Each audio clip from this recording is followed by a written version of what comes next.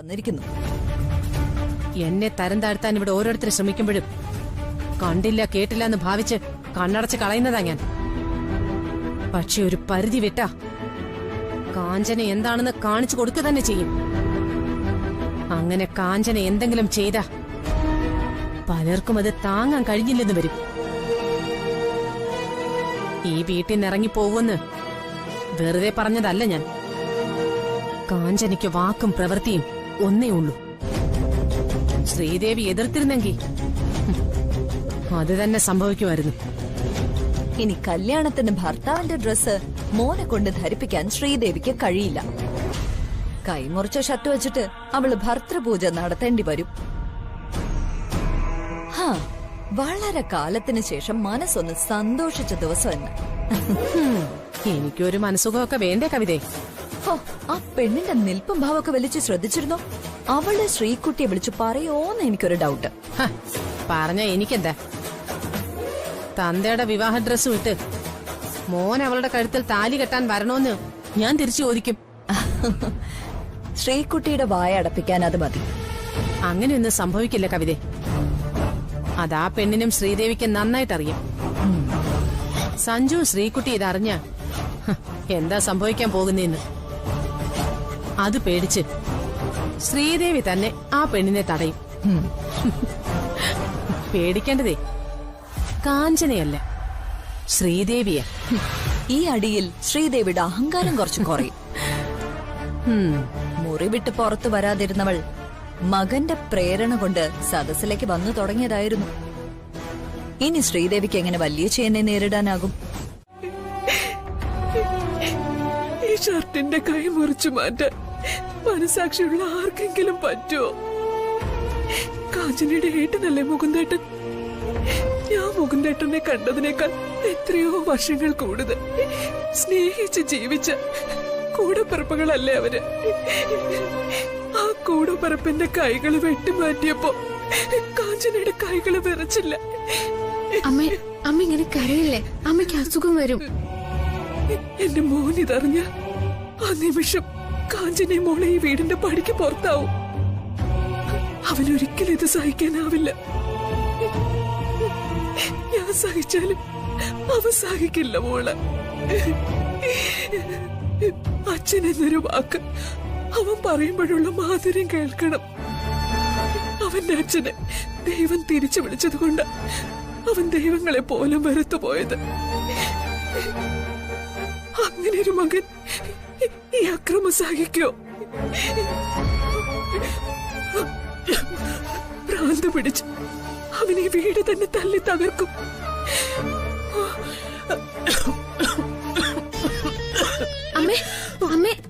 അമ്മ നീ ഒന്നും പറയണ്ട. എനിക്കിനി മരിച്ചാ മതി മോളെ. എനിക്കിനി വയ്യ, എനിക്കിനി സഹിക്കാൻ വയ്യ. മുകുന്ദേട്ടാ, എന്നോട് പൊറുക്കണേ. അവള് ചതിക്കാൻ വന്നതാണെന്ന് ഞാൻ അറിയാതെ പോയി. അമ്മ ഇതാ അമ്മ ഇത് പിടിച്ചടിച്ച്.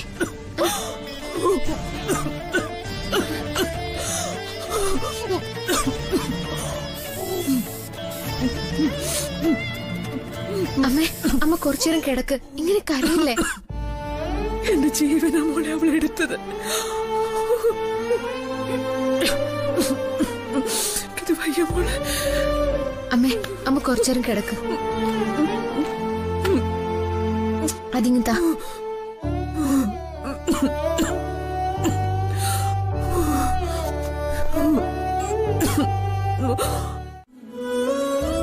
എന്താമ്മേ പഴയ അസുഖം വന്നോ? എടാ ഒക്കെ നിന്റെ തോന്നല. എനിക്കൊരു അസുഖമില്ല. അമ്മ എന്നോടാണോ പറയുന്നത്? ഞങ്ങൾ പോയതിനെ പറ്റി ഇവിടെ എന്തേലും സംസാരം ഉണ്ടായോ? ആരും അതേപ്പറ്റി ഇവിടെ സംസാരിച്ചതേ ഇല്ല. നിന്റെ ഓരോ സംശയങ്ങളാ. അമ്മു വന്നല്ലോ. നീ അവളോട് ചോദിക്ക്. കേട്ടോ, ഇന്നലെ എനിക്കെന്തോ വലിയ സങ്കടം ഉണ്ടായെന്ന എന്റെ മുഖലക്ഷണം കണ്ട് എന്റെ മോൻ പറയുന്നത്. നീ ഒന്ന് പറഞ്ഞു കൊടുക്കമ്മോ. ഇന്നലെ അമ്മയും വല്യപ്പച്ചയായിട്ട് എന്തെങ്കിലും സംസാരം ഉണ്ടായാമോ? അങ്ങനെ എന്തുണ്ടാവാനാ? സന്ധ്യയ്ക്ക് അമ്മ എന്നോട് തലവേദന എടുക്കുന്നെന്ന് പറഞ്ഞു. ഞാൻ ബാം പുരട്ടി കൊടുത്തു. ഞാൻ അത്ര മണ്ടനല്ലെന്ന് രണ്ടുപേരും മനസ്സിലാക്കിയാ നല്ലത്.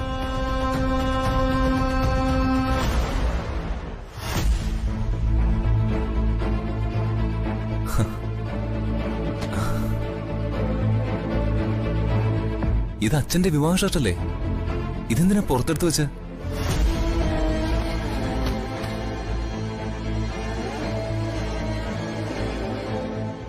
അത് ഞാൻ അമ്മൂനെ കാണിക്കാൻ എടുത്തതാ മോനെ.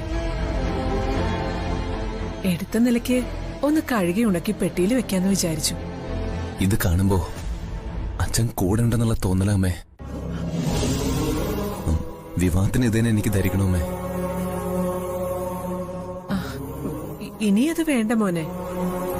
എൻഗേജ്മെന്റിനും അച്ഛന്റെ ഷർട്ടല്ലേ നീട്ടത്. വിവാഹ ഡ്രസ് പുതിയത് മതി. ഞാനൊന്ന് ആലോചിക്കട്ടെ. തേച്ച് മടക്കി വയ്ക്ക. ശരിയമ്മേ, ഞാനൊന്ന് ഫ്രഷ് ആവട്ടെ. സച്ചി നല്ല ഉറക്കത്തില. അവനെയും കൂട്ടി രാവിലെ ഒരു സ്ഥലം വരെ പോകാനുണ്ട്. മോഞ്ചല്ലേ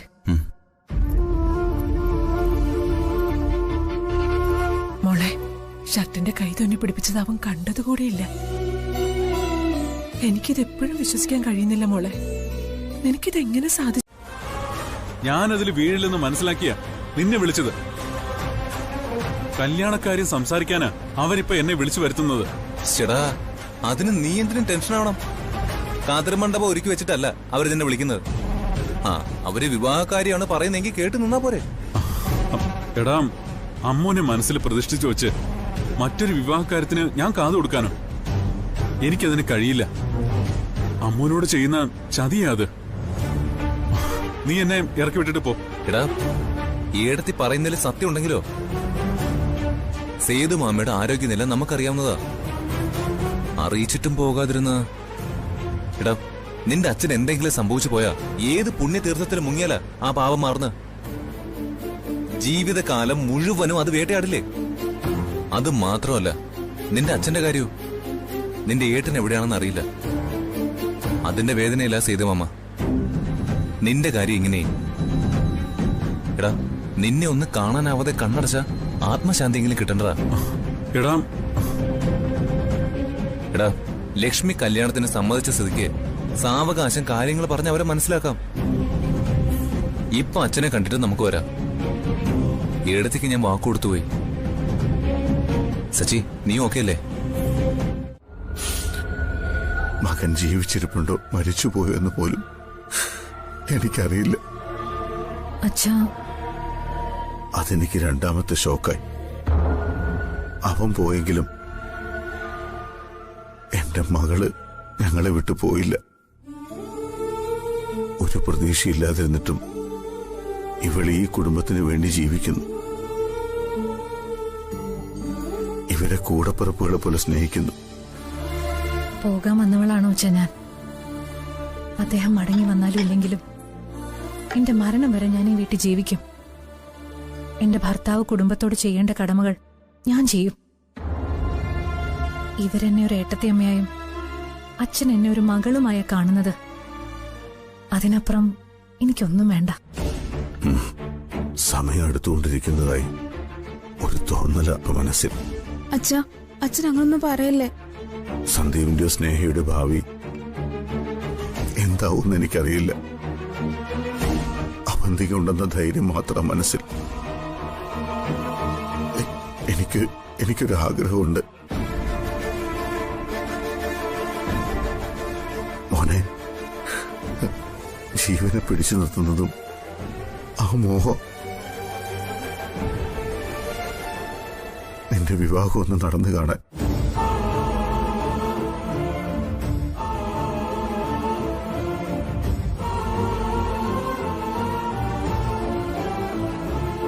എന്നെ ഇങ്ങോട്ട് വിളിച്ചപ്പോ തന്നെ എനിക്കത് മനസ്സിലായി. എന്താ സച്ചി, നീ വിവാഹം വേണ്ടെന്നാണോ കരുതുന്നത്? നിനക്ക് താഴെ വിവാഹപ്രായമായ ഒരു പെൺകുട്ടിയുണ്ട്. കുടുംബത്തിന്റെയോ ബിസിനസിന്റെയോ ഭാരം തലയിലെടുത്ത് വെക്കാൻ ഞങ്ങൾ ആരും നിന്നോട് പറയുന്നില്ല.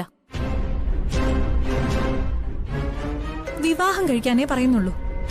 അത് തെറ്റാണോ സഞ്ജു? നീ എൻഗേജ്മെന്റ് കഴിഞ്ഞ് നിൽക്കല്ലേ? ഈ എടുത്തി പറഞ്ഞാൽ എവിടെയാ തെറ്റുള്ളത്? ഒരു വിവാഹത്തിന് ഇവൻ പ്രിപ്പയർഡാ, അതെനിക്കറിയാം. സച്ചിയുടെ പെൺകുട്ടിയെ തെരഞ്ഞൊന്നും നടക്കണ്ട. സച്ചിയുടെ ചേർന്ന നല്ലൊരു കുട്ടിയെ ഞങ്ങള് കണ്ടുവച്ചിട്ടുണ്ട്.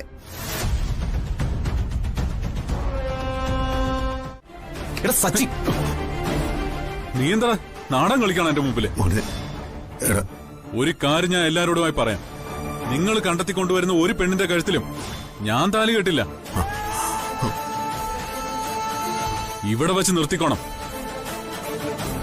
ഞാനൊരു പെണ്ണിന്റെ കഴുത്തിൽ താലി കെട്ടുമെങ്കിൽ അത് ഞാൻ കണ്ടെത്തിയ പെണ്ണായിരിക്കും. ഇറങ്ങി വാടാ. കണ്ടില്ലേ അച്ഛ അവൻ ഇറങ്ങിപ്പോയത്?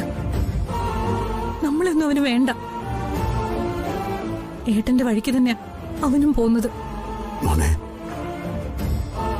അവൻ എതിർപ്പ് പറയില്ലെന്ന് കരുതി ഞാൻ പെണ്ണിന്റെ അച്ഛന് വാക്ക് കൊടുത്തുപോയി.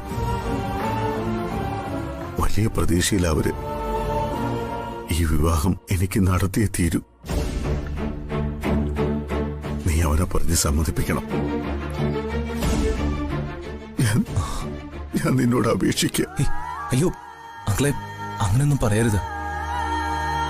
ഞാൻ അങ്കിളിന്റെ വേദന അവനോട് പറയാം. സഞ്ജുന് മാത്രമേ അവനെ കൊണ്ട് സമ്മതിപ്പിക്കാൻ പറ്റൂ. അവൻ ഒഴിഞ്ഞു മാറിയാ അച്ഛനത് താങ്ങാൻ കഴിഞ്ഞൊന്നു വരില്ല. നീ അവനോടത് പറ. ഞാൻ സംസാരിക്കാൻ എടുത്തി. സഞ്ജു,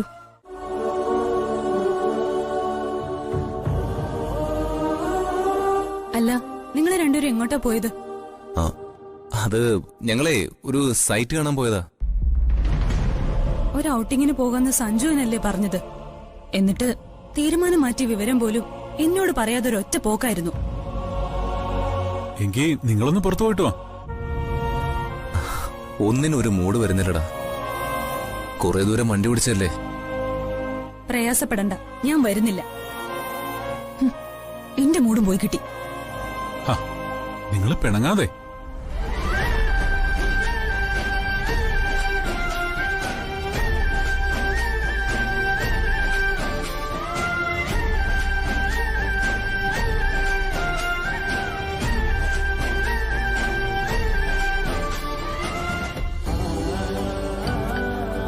താങ്ക്സ് അമ്മു.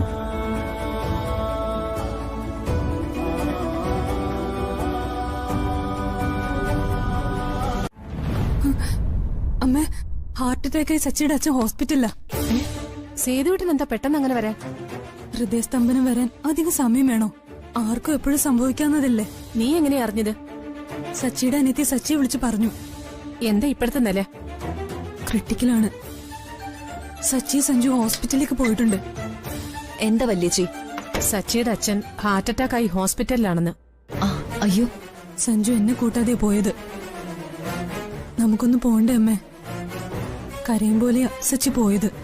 ഐസിയുവിന് മുമ്പിൽ ചെന്ന് നിൽക്കാനല്ലേ കഴിയൂ. എന്തായാലും വിവരങ്ങളൊക്കെ അറിയട്ടെ. ഹാർട്ട് അറ്റാക്ക് ആണെങ്കിൽ പ്രതീക്ഷയ്ക്ക് വകയുണ്ടെന്ന് എനിക്ക് തോന്നുന്നില്ല.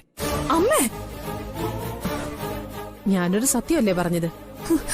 സേതുവേട്ടന്റേത് ഒരലസ ജീവിതമല്ലെന്നാ ഞാൻ കേട്ടത്. പിന്നെ ഇങ്ങനെ സംഭവിക്കണമെങ്കിൽ എന്തോ ദോഷം തന്നെയാ. അതും ഈ സമയത്ത്. ദോഷോ? എന്ത് ദോഷം? കുടുംബത്തിൽ ആപത്ത് വരുമ്പോ ദുസ്സൂചനകൾ തെളിയില്ലേ? അതേത് രൂപത്തിലാ വരുന്നതെന്നൊന്നും പറയാനാവില്ല. അവരുടെ കുടുംബത്തിൽ എന്ത് ദോഷം ഇളയമ്മ ഇവിടെ ഇരുന്ന് കാണുന്നത്? മോനൊരുത്തിയെ വീട്ടിൽ കൊണ്ടുവന്ന് കയറ്റാൻ പോവല്ലേ? എന്താ അതൊരു ദോഷമല്ലേ? കഷ്ടം. വിവരവും വിദ്യാഭ്യാസവും ഉണ്ടെന്ന് പറഞ്ഞിട്ടും ഇളയമ്മയ്ക്ക് ഇങ്ങനെ നിലമറന്ന് സംസാരിക്കാൻ എങ്ങനെ കഴിയുന്നു? ഒരു മനുഷ്യൻ ഹോസ്പിറ്റലിൽ കിടക്കുമ്പോ അതിനുള്ള കാരണം കണ്ടത് ഒരു പാവം പെണ്ണിനെ. സച്ചി അമ്മുവിന്റെ കഴുത്തിൽ താലി കെട്ടിയിട്ടാണ് ഈ പറഞ്ഞതെങ്കില് പിന്നെ ന്യായം ഉണ്ടെന്ന് പറയാം. ഓ, അതിന് താലി കെട്ടണമെന്നൊന്നുമില്ലേ. അവൻ ആ പെണ്ണിനെ മനസ്സിൽ കൊണ്ട് നടക്കുകയല്ലേ. ഒരു വീട്ടിൽ തന്നെയുള്ള സഹവാസമല്ലേ. അപശകുനം ബാധിച്ച അത് ഗൃഹനാഥന് തന്നെ ദോഷമായിട്ട് തീരും. വെട്ടിയിട്ടതുപോലെ വീണില്ലേ സേതുവട്ടെ? വെറുതെ ഒന്നുമല്ല താലി കെട്ടിയവൻ അവളെ ഉപേക്ഷിച്ചു പോയത്. അവൻ ജീവിച്ചിരിപ്പുണ്ടോ മരിച്ചോ എന്ന് ആർക്കറിയാൻ വല്യേച്ചി? ഇപ്പോ മറ്റൊരുത്തൻ അവളെ കല്യാണം കഴിക്കാൻ തയ്യാറായി വന്നപ്പോ അവന്റെ അച്ഛൻ ഹോസ്പിറ്റലിൽ കിടന്ന് ജീവന് വേണ്ടി പിടയുന്നു. ഞാൻ പറയുന്നതിൽ തെറ്റുണ്ടോ വല്യേച്ചി? ഏയ്, ഒരു തെറ്റുമില്ല കവിത. ആ, ഇവളുടെയും സഞ്ജുവിന്റെയും കല്യാണം തന്നെ മുടങ്ങിപ്പോകാൻ കാരണം ആ പെണ്ണ. ഒരു താലിയും കഴുത്തി തൂക്കി ഭർത്താവ് ആരാണെന്ന് പറയാതെ നടക്കുന്ന ശകുനം മുടക്കി തന്നെ അവള്. അവളുമായി സംസർഗമുള്ള ആരും ഗതി പിടിക്കില്ല. നീ ഇതൊന്നും തിരിച്ചറിയണ്ട. എങ്ങനെയുണ്ട് മോളെ സേതുവിന്റെ ഇപ്പോഴത്തെ അവസ്ഥ? അപ്പോഴത്തെ സ്റ്റേജ് അച്ഛൻ മറികടന്നു. അച്ഛന്റെ കാര്യത്തിൽ ഇനിയാ മുത്തശ്ശ കൂടുതൽ പേടിക്കാനുള്ളത്. ഇനിയൊരു അറ്റാക്ക് താങ്ങാൻ അച്ഛന് കഴിയില്ല. ഡോക്ടർ അത് തീർത്തു പറഞ്ഞു. ഇവിടുന്ന് സേതുവിനെ വന്ന് കാണാനിരിക്കുകയായിരുന്നു. നിങ്ങള് ധൃതി പിടിച്ചു വരുമൊന്നും വേണ്ട. അച്ഛനെ റൂമിലേക്കൊന്ന് മാറ്റട്ടെ. സഞ്ജു കൂടെയുള്ളതാ ഞങ്ങൾക്കൊരു ധൈര്യം. ഇത് അവന്തികയുടെ അനിയത്തിയല്ലേ? അതെ. അല്ല, ഈ അവസ്ഥയിൽ മോളെന്താ ഇങ്ങോട്ട് വന്നത്? ആ, അച്ഛനിങ്ങനൊരു അറ്റാക്ക് വരാനുള്ള കാരണം നിങ്ങൾക്കറിയാലോ. ഇല്ല, എന്താ മോളെ? അപ്പോ സഞ്ജു ഒന്നും പറഞ്ഞില്ലേ? ഇല്ല, എന്താ അവന്തികെ? ഞാൻ പറഞ്ഞ പ്രകാരം സഞ്ജു സച്ചിയും കൂട്ടി നെല്ലിശ്ശേരിയിൽ വന്നിരുന്നു. അവിടെ ഞങ്ങളാരും പ്രതീക്ഷിക്കാത്തതാ സച്ചിയിൽ നിന്നുണ്ടായത്. നിങ്ങൾ കണ്ടെത്തിക്കൊണ്ടുവരുന്ന ഒരു പെണ്ണിന്റെ കഴുത്തിലും ഞാൻ താലി കെട്ടില്ല. ഞാനൊരു പെണ്ണിന്റെ കഴുത്തിൽ താലി കെട്ടുമെങ്കിൽ അത് ഞാൻ കണ്ടെത്തിയ പെണ്ണായിരിക്കും.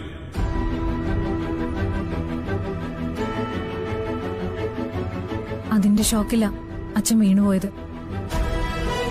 ചേച്ചി ചായ. മോളെ,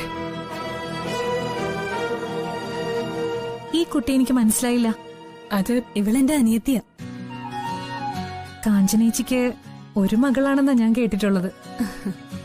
എനിക്കിതാ ഒരു അനിയത്തി കൂടിയുണ്ട്. മോളോട് സഞ്ജു അതേപ്പറ്റി വല്ലതും പറഞ്ഞായിരുന്നോ? സൂചിപ്പിച്ചിരുന്നമ്മേ. സച്ചിക്ക് വേണ്ടി ശരിക്കും നിങ്ങളെ കല്യാണം ഉറപ്പിച്ചു വെച്ചിരിക്കുകയാണ്? അതെ മുത്തശ്ശ. സച്ചി സ്ഥലത്തില്ലെന്നാ പെൺകുട്ടിയോട് പറഞ്ഞത്. അവൻ ഒന്നിനും പിടിതരാതെ നടന്നാ പിന്നെ ഞങ്ങൾക്ക് എന്ത് ചെയ്യാൻ പറ്റും? കല്യാണം കഴിക്കേണ്ടത് സച്ചിയല്ലേ ചേച്ചി? സച്ചിയോടൊന്ന് ചോദിക്കാതെ വിവാഹം ഉറപ്പിക്കാവോ? ഇതൊക്കെ അച്ഛനെടുത്ത തീരുമാനാ. അച്ഛൻ പറഞ്ഞ സച്ചി അനുസരിക്കുന്നാ പാവ അച്ഛൻ ധരിച്ചു വെച്ചത്. ഞങ്ങള് പറഞ്ഞതാ ഒന്നിച്ച് ജീവിക്കേണ്ടവര് പരസ്പരം കാണണം, സംസാരിക്കണം എന്നൊക്കെ. അങ്കിളത് കാര്യമാക്കിയില്ല. അച്ഛനെ ഇനി ഒരു കാര്യത്തിലും കുറ്റപ്പെടുത്താൻ പറ്റില്ല. മരണത്തിൽ നിന്ന് തിരിച്ചു കിട്ടിയിരിക്കുക അച്ഛനെ. വീണ്ടും അച്ഛനെ മരണത്തിന് വിട്ടുകൊടുക്കാൻ ഞാൻ കൂട്ടുനിൽക്കില്ല. അച്ഛന്റെ ആഗ്രഹം എനിക്ക് സാധിച്ചു കൊടുത്തേ പറ്റൂ.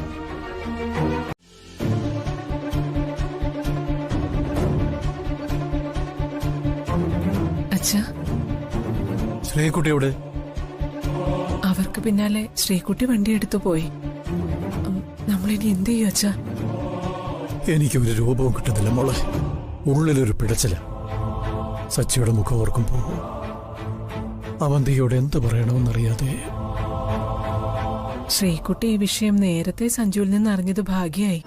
അല്ലെങ്കിൽ അവന്തികയുടെ മുന്നിൽ അമ്മുവിന്റെ കാര്യം അവള് തുറന്നടിച്ചേനെ. സത്യത്തിൽ ശ്രീകുട്ടിയെ ഞാൻ ഭയന്നത്. ഇത് വല്ലതും അറിഞ്ഞുകൊണ്ടാണോ നെല്ലിശ്ശേരിക്കാര് എടിപിടിയുന്ന സച്ചിയെ കൊണ്ട് കെട്ടിക്കാൻ തയ്യാറാവുന്നത്?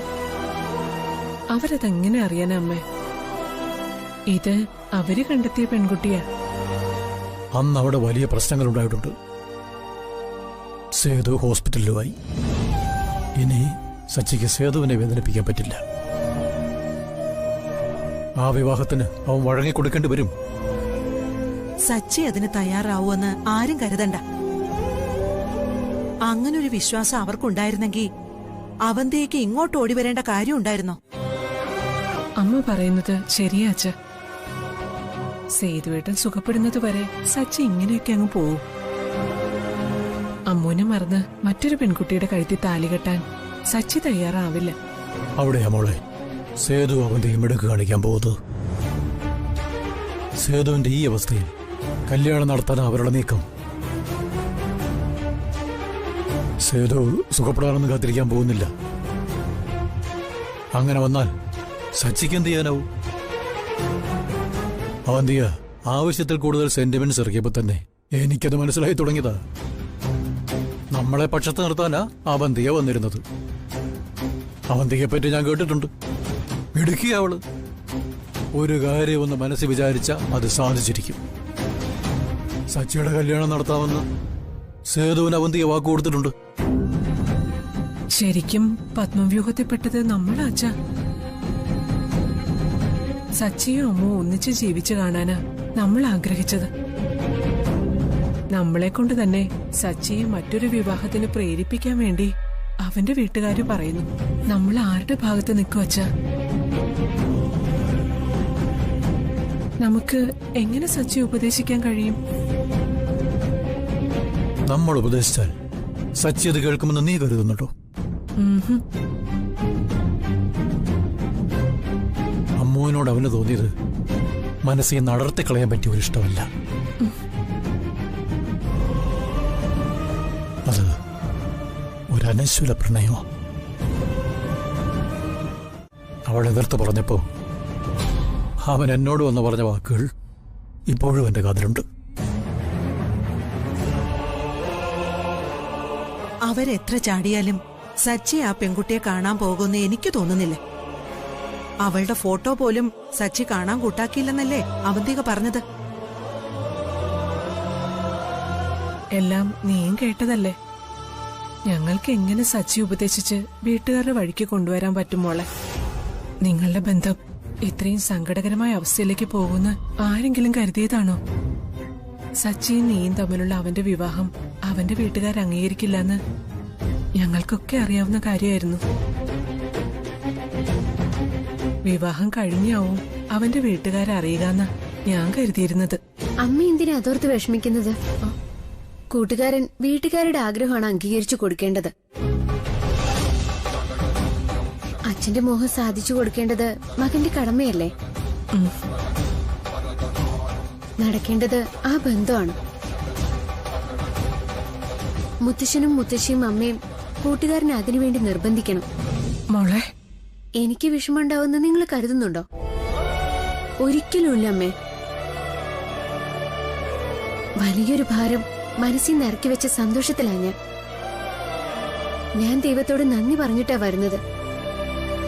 ആര് പറഞ്ഞാലും അവൻ അനുസരിക്കില്ല. അവൻ കാട്ടിക്കൂട്ടിയൊക്കെ നീ കണ്ടതല്ലേ? ഇപ്പൊ അങ്ങനെ ഒരു മാനസികാവസ്ഥയിലല്ല കൂട്ടുകാരൻ. ഞാൻ കൂട്ടുകാരനെ കണ്ട് സംസാരിച്ചോളാം. നിങ്ങളെല്ലാവരും ആ അച്ഛനു വേണ്ടി കൂട്ടുകാരനെ നിർബന്ധിച്ചാൽ മാത്രം മതി. എന്നെപ്പോലൊരു രണ്ടാം കെട്ടുകാരിയും അനാഥയുമായൊരു പെണ്ണിനെ വിവാഹം ചെയ്യാനുള്ള വിധിയല്ല കൂട്ടുകാരന്റേത്. അതാ കൃത്യസമയത്ത് ദൈവം അതിൽ ഇടപെട്ടത്. ഇത് ദൈവനിശ്ചയാണെന്ന് ആര് വിശ്വസിച്ചില്ലെങ്കിലും അമ്മ വിശ്വസിക്കണം.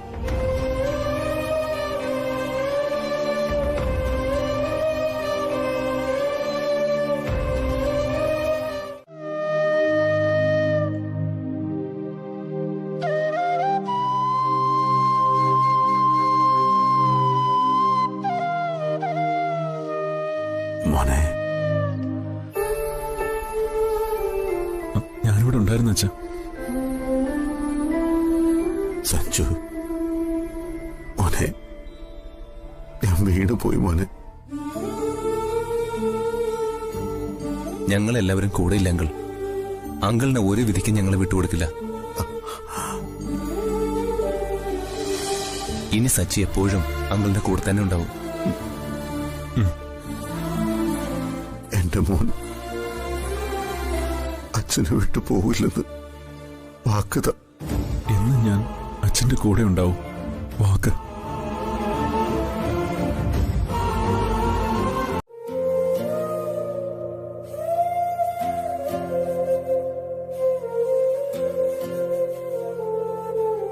ഹോസ്പിറ്റലിൽ എന്തുണ്ട് വിവരങ്ങൾ? അച്ഛൻ സുഖമായിട്ടിരിക്കുന്നു. ഇത്രയും പെട്ടെന്ന് അച്ഛൻ ഇങ്ങനൊരു അവസ്ഥയിലെത്തുമെന്ന് ഞാൻ കരുതിയതല്ല. കൂട്ടുകാരനെ എപ്പോഴും അച്ഛന്റെ കൂടെ തന്നെ കാണണം. ഞാനും അത് നിശ്ചയിച്ചു. മുത്തച്ഛനും അമ്മയും നാളെ അച്ഛനെ കാണാൻ പോകുന്നുണ്ട്. അത് മുത്തശ്ശി എന്നോട് പറഞ്ഞു. ഈ സമയം അച്ഛന്റെ മനസ്സ് വേദനിക്കുന്ന ഒന്നും കൂട്ടുകാരന്റെ ഭാഗത്തുനിന്ന് ഉണ്ടാവാൻ പാടില്ല. ഞാനത് ശ്രദ്ധിക്കുന്നുണ്ടമ്മോ. ഇപ്പൊ തന്നെ ഹോസ്പിറ്റലിൽ നിൽക്കാൻ തുടങ്ങിയതാ ഞാൻ. സന്ദീപ നിർബന്ധിച്ച് പറഞ്ഞത്. അച്ഛന് വേറെ പ്രശ്നമൊന്നുമില്ല, നാളെ വന്നാ മതിയെന്ന്. അച്ഛനു വേണ്ടി ഞാൻ പ്രാർത്ഥിക്കുന്നുണ്ട്. എനിക്കതിനല്ലേ കഴിയൂ. എനിക്കത് അറിയില്ലേ അമ്മു. അമ്മുവിന്റെ പ്രാർത്ഥന ദൈവം കേൾക്കുമെന്ന് എനിക്ക് ഉറപ്പുണ്ട്. നാളെ രാവിലെ കൂട്ടുകാരൻ ഹോസ്പിറ്റലിലേക്ക് പോകുന്നുണ്ടോ? രാവിലെ പോണം. എന്താ അമ്മുവിന് വരണമെന്നുണ്ടോ? എന്റെ അച്ഛനെ കാണാൻ അമ്മ ആഗ്രഹിക്കുന്നുണ്ടെങ്കിൽ ഞാൻ കൊണ്ടുപോയിരിക്കും. അത് വേണ്ട. ഞാൻ ആരാന്ന് ചോദിച്ചാ കൂട്ടുകാരൻ അച്ഛനോട് എന്ത് പറയും? ചേച്ചി വരുന്നുണ്ടെങ്കിൽ ഞാൻ കൂടെ വന്നോളാം. ആ, സഞ്ജു എന്റെ കൂടെ വരുന്നുണ്ട്. സ്വാധീനം കൂട്ടാം. അമ്മ കൂടെ പോന്നു. അതാവുമ്പോ കൂടുതൽ ചോദ്യങ്ങളൊന്നും ഉണ്ടാവില്ല. അച്ഛൻ അമ്മൂനെ ഒന്ന് കണ്ടിരിക്കട്ടെ. നാളെ കൂട്ടുകാരൻ എന്റെ കൂടെ ഒരു സ്ഥലം വരെ വരാവോ? എവിടേക്കാ അമ്മു? അച്ഛൻ ഹോസ്പിറ്റലിൽ കിടക്കുമ്പോ കൂടെ വരാൻ പറയുന്നത് ശരിയല്ലെന്ന് എനിക്കറിയാം. അച്ഛൻ റിക്കവർ ചെയ്തല്ലോ. അമ്മ പറഞ്ഞോളൂ, എവിടേക്കാ അമ്മൂന് പോവേണ്ടത്? അത് പെരുവണ്ണാപുരത്തെ ക്ഷേത്രത്തിലേക്കാ. അമ്മു അച്ഛന്റെ ജീവൻ രക്ഷിക്കാൻ ദേവിക്ക് നേർച്ചകൾ നേർന്നിരിക്കുന്നു. ഒന്നും പറഞ്ഞില്ല. സമയമുണ്ടാവില്ലല്ലേ? അമ്മ വിളിക്കുന്നത് ക്ഷേത്രത്തിലേക്കല്ലേ? അമ്മുവിന്റെ കൂടെ ഞാൻ വരാം. സത്യത്തില് അച്ഛന്റെ മുഖം ഹോസ്പിറ്റലിൽ വെച്ച് കണ്ടപ്പോ ഞാൻ പെരുവണ്ണാപുരത്തുമ്മയെ മനസ്സിൽ ധ്യാനിച്ചുപോയി. അമ്മു എന്നെ അവിടേക്ക് വിളിക്കോടി ചെയ്തപ്പോ മനസ്സിന് എന്ത് ആശ്വാസമായെന്നോ. പോവേണ്ടത് തന്നെയാ. അച്ഛൻ ഡിസ്ചാർജ് ആവുന്നതിന് മുമ്പ് പെരുവണ്ണാപുരത്ത് അമ്മയുടെ മുമ്പിൽ ചെന്ന് നിന്ന് നന്ദി പറയണം. നിന്നെ ഞാൻ കൂടുതൽ കൂടുതൽ സ്നേഹിച്ചു പോവുകയാണെന്നോ. എന്നാ രാവിലെ തന്നെ പോവാം. ഞാൻ റെഡി ആയിക്കോളാം. അമ്മ അറിയിച്ചാ മതി. ശരി, എന്നാ ഞാൻ പൊക്കോട്ടെ. അത്താഴത്തിന്റെ തിരക്കുണ്ട്. അമ്മു ചെല്ല്.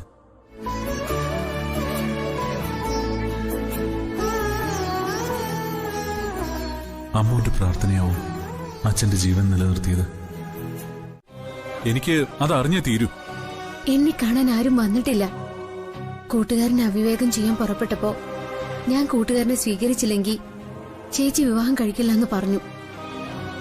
ആ സമയത്ത് എനിക്കങ്ങനെ പറയേണ്ടി വന്നു. ഒരിക്കലും മനസ്സാഗ്രഹിച്ച് പറഞ്ഞതല്ല ഞാൻ. അവരുടെ കല്യാണം കഴിഞ്ഞ ഉടനെ ഞാൻ ആ വീട്ടിൽ നിന്ന് പോവാനും തീരുമാനിച്ചു. ഞാൻ പറയുന്നത് സത്യമാണ്. ഇപ്പൊ കൂട്ടുകാരന്റെ വിവാഹം നടത്താൻ വീട്ടുകാർ വന്നു. അത് ദേവിയുടെ നിശ്ചയാണെന്ന് ഞാൻ വിശ്വസിക്കുന്നു. ദൈവത്തിന്റെ അല്ല, മനുഷ്യന്റെ തീരുമാനം. അഭീഷ്ടസിദ്ധി പൂജ നടത്തിയപ്പോ എനിക്ക് ചുവന്ന പൂക്കൾ കിട്ടിയതോ? അതിന്റെ അർത്ഥം ഒന്ന് പറഞ്ഞതാ. എനിക്ക് ആ വിശ്വാസം ഉണ്ടാക്കി തന്നത് അമ്മുവാ. കൂട്ടുകാരന്റെയും എന്റെയും വിവാഹം നടന്നു കാണുന്ന പ്രാർത്ഥിച്ചോ? മംഗലശ്ശേരി വിട്ട് അമ്മു എന്റെ വീട്ടിൽ വന്ന് താമസിക്കണേ. അമ്മൂന് എന്നോട് സ്നേഹം ഉണ്ടാവാൻ അവക്ക് മനസ്സ് വരുത്തണേ. അവൾ എന്നും എന്റെ കൂടെ തന്നെ ഉണ്ടാവണേ ദേവി. അമ്മൂന് എന്നോട് സ്നേഹം തോന്നണമെന്ന് പറഞ്ഞ എന്താ അതിന്റെ അർത്ഥം? വിവാഹത്തിന് സമ്മതിക്കണമെന്ന് പറഞ്ഞാൽ എന്താ? മംഗലശ്ശേരി വിട്ട് എന്റെ വീട്ടിൽ വന്ന് താമസിക്കണമെന്നും ഞാൻ പ്രാർത്ഥിച്ചു. പറ, ഇതിൽ കൂടുതൽ എന്തു വേണം? ഒന്നൊഴികെ എല്ലാം ദേവി നിറവേറ്റിയില്ലേ? ഞാൻ മംഗലശ്ശേരി വിട്ട് കൂട്ടുകാരന്റെ വീട്ടിൽ വരുന്നതേ നടക്കാതിരുന്നിട്ടുള്ളൂ. ചേച്ചിയുടെ കല്യാണം കഴിഞ്ഞ ഞാൻ മംഗലശ്ശേരി വിട്ടിറങ്ങും. പിന്നെ എനിക്ക് വേണ്ടത് ഒരു ജോലിയാ. കൂട്ടുകാരന്റെ വീട്ടില് ഒരു ജോലിക്കാരിയായി നിർത്തിയ ഞാൻ വരാം. അപ്പോ അതും സത്യമാവില്ലേ? നിന്റെ വിശദീകരണമൊന്നും എനിക്ക് കേൾക്കണ്ട.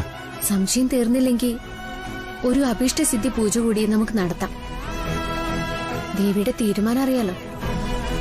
നമ്മൾ വിവാഹിതരായി ജീവിതകാലം മുഴുവനും ഒന്നിച്ച് ജീവിക്കാൻ മാത്രം പ്രാർത്ഥിക്കുക.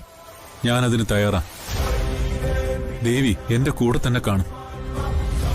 ചുവന്ന പൂക്കളം പ്രസാദത്തിന്റെ കൂടെ കിട്ടുന്നെങ്കിൽ അമ്മ വാക്കുമാറുവോ? ഇല്ല. കൂട്ടുകാരന്റെ ഇഷ്ടം എന്തോ അതിന് ഞാൻ തയ്യാറാവും. കൂട്ടുകാരനെ ഞാൻ വേദനിപ്പിക്കില്ല. ചുവന്ന പൂക്കൾ കിട്ടിയില്ലെങ്കിൽ കൂട്ടുകാരൻ വീട്ടുകാർ നിശ്ചയിച്ച പെൺകുട്ടിയെ സ്വീകരിക്കോ? എനിക്ക് വാക്ക് തരണം. എനിക്ക് സമ്മതം.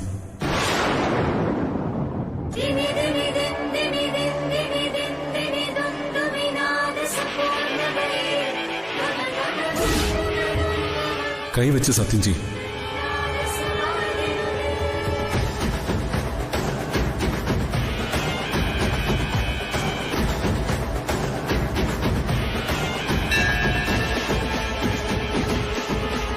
സത്യം ചെയ്യും. എനിക്കിതിന് അവിശ്വാസമൊന്നുമില്ല. അമ്മോ ആദ്യം സത്യം ചെയ്യേണ്ടത്. അങ്ങനെയൊന്നുമില്ല. സച്ചേട്ടന്റെ മാനസികാവസ്ഥ എന്താണെന്ന് അറിയാൻ വെറുതെ വിളിച്ചതാ. ഏട്ടൻ അവിടെ ഉണ്ടോ? കുറച്ച് ദൂരെ ഒരു ക്ഷേത്രമുണ്ട്. അച്ഛന് വേണ്ടി പ്രാർത്ഥിക്കാനായിട്ട് അവൻ പോയതാ. അവിടെ ഫോണിന് റേഞ്ച് കുറവാ. അതാ നീ വിളിച്ചിട്ട് കിട്ടാതിരുന്ന. പേടിക്കൊന്നും വേണ്ട. സഞ്ജുവേട്ടനോട് എങ്ങനെ നന്ദി പറയണമെന്ന് അറിയില്ല. സച്ചേട്ടന്റെ വിവാഹ സ്വപ്നത്തിലാ അച്ഛൻ ജീവിതത്തിലേക്ക് തിരിച്ചു.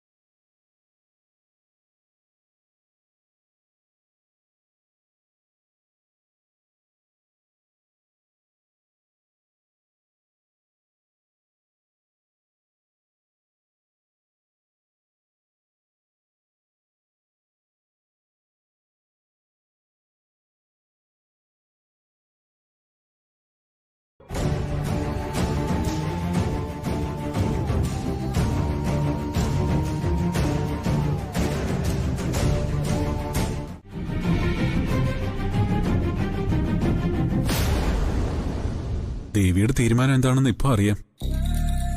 കൂട്ടുകാരൻ എനിക്കെന്ന് വാക്ക് പാലിക്കുമല്ലോ? എന്താ സംശയം? അമ്മ വാക്ക് പാലിക്കണം. ഞാൻ പാലിക്കും.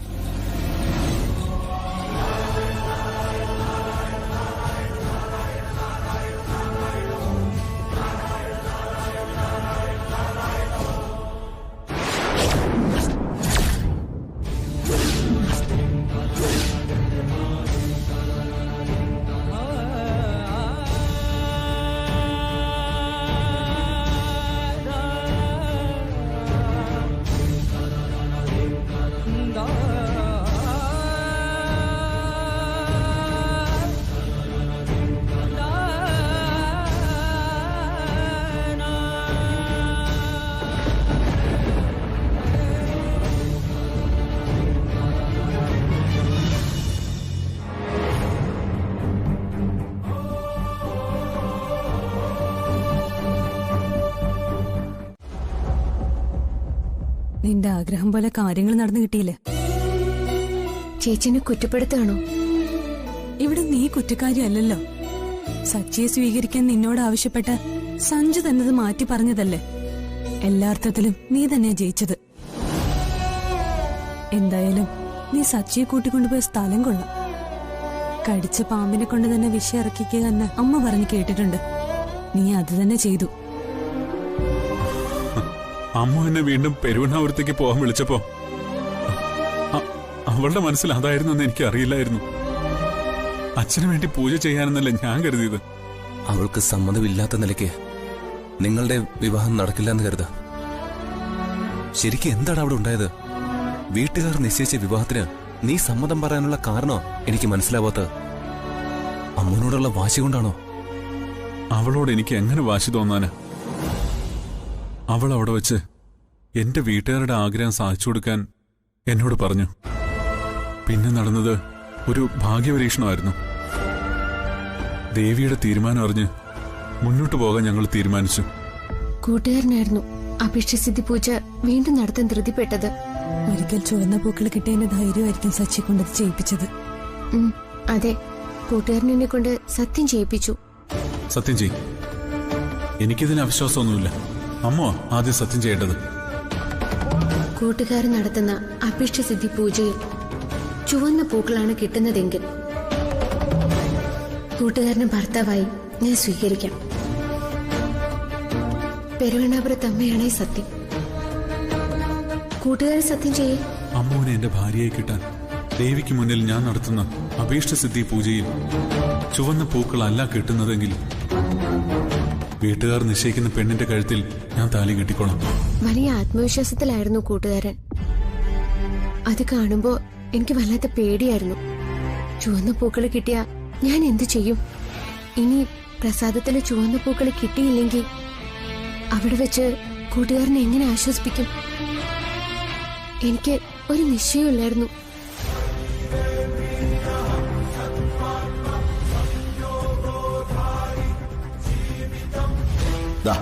അഭിഷ്ടസിദ്ധി പൂജയുടെ പ്രസാദമാണ്.